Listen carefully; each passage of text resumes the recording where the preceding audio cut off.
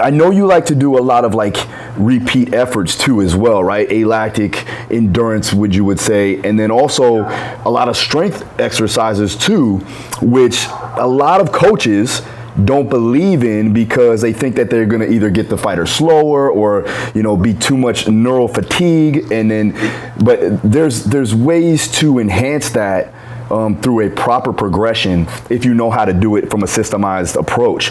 Can you explain a little bit more like how you go about doing strength training for that athlete, for that combat sport athlete, and what they were lacking when they came to you? Because I've heard of this before. I just want you to reiterate a little bit. Absolutely. I think some of the big mistakes that people make when they don't work with fighters, but they say, here's how I would program for a fighter, here's how I do this. A lot of them really kind of go back to a block periodization model. And I think to your point, if you do too much accumulation or saturation in a block model, I think that you get a major amount of neural fatigue. And I think what I know ends up happening, and why I came up with the system that I did for our gyms, our fight gyms, is, you know, we were seeing how we were inhibiting the technical sessions. They may have done a heavy lift with us when we were thinking we were going to do this block model, and they go to wrestling practice and they were smashed. They were killed.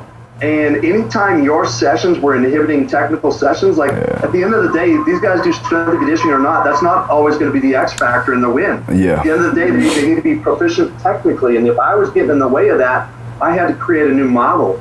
And, you know, we support, you know, Elevation Fight Team here. We support Factory X, Genesis Fight Team.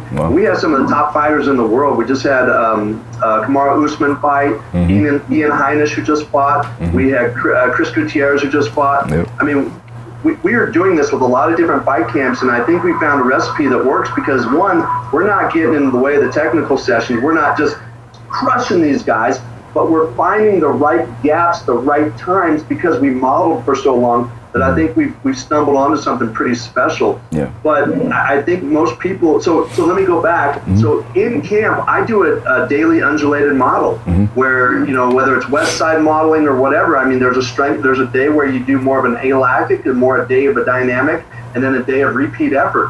And so for me, that's kind of the goal. And you have to massage it a little bit. I wouldn't say it's exactly like that model, but we try to touch on all those different components within the camp instead of blocking it. I think the block creates too much residual fatigue. For sure. And if you block too much, I think you run into some guys that run into some really challenging times in their weight cut.